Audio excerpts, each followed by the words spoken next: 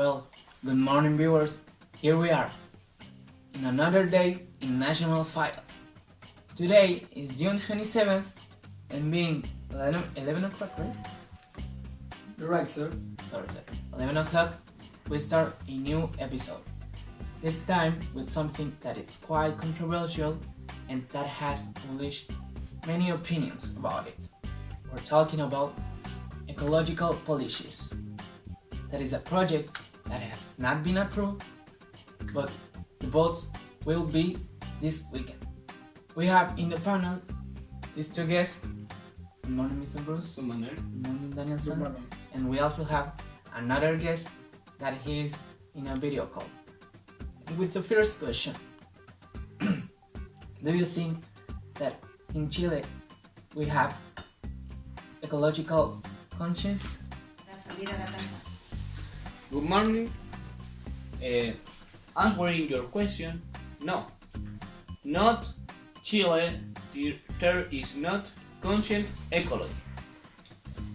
Unless on the part of government, closing 8 coal plants that we're about to close. Also, the coal plants are the most polluting contaminated. What will be the first step to follow? The change start from education by adding ecological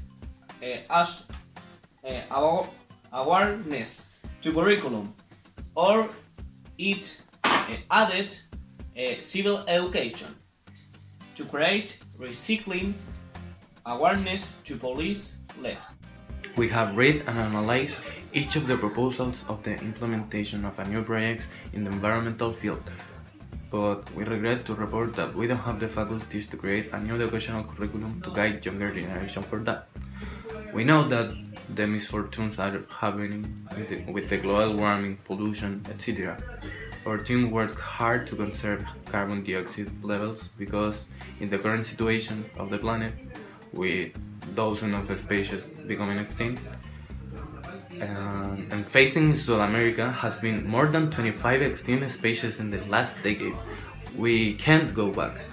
The only thing that we can cooperate with in the future is in the implementation of a recycling points to promote the separation of waste effectively.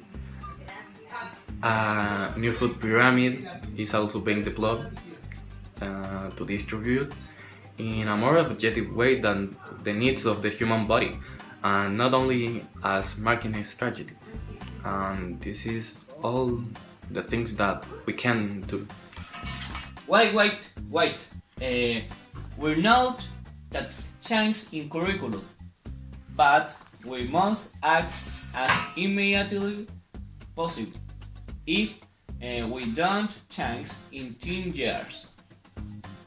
Continues with same problems. In addition, the ONU gave a report and the end planet was until 2030. Before the problem is irreversible. The report talks about the extinction of insects and small animals. In addition, the rising 2 degrees Celsius the temperature of the sea. Hi, today we will witness a cold climate with a minimum of 6 degrees Celsius and a maximum of 12 degrees Celsius. However, at this time, we experience a climate of 10 degrees, which now shows mostly cloudy. This will remain for a large part of the week. Although change will be very much experienced to what they had today and previous days. And as an example of this, the weather will change tomorrow and the day after tomorrow, which will cause moderate and powerful showers with sun, respectively, in a lot of 2 days of the week, we will have the presence of the sun. The next rains will have a density of 4.7 and 18 millimeters, respectively. We hope that they prepared for this climate. This has been the weather information of today. We will continue with your program that you, public, witness it carefully. Bye bye. Hello again. My name is Daniel San, a journalist from the UNSC.